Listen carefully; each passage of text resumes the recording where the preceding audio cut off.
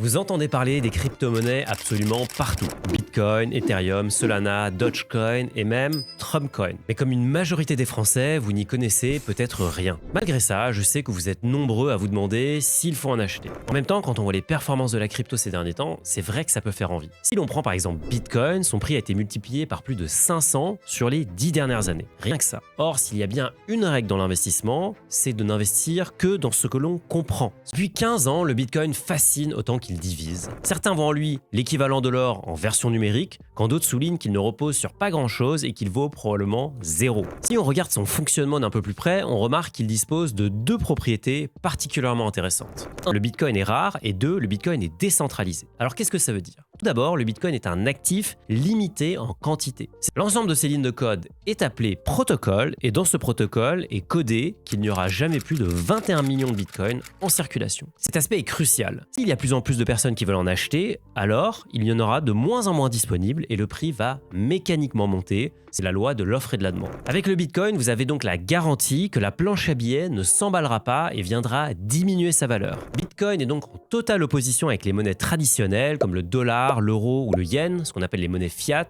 qui sont régies par des banques centrales qui peuvent en imprimer à tout va. Par conséquent, investir en Bitcoin est souvent conçu comme un moyen de se protéger contre l'inflation de nos monnaies de tous les jours.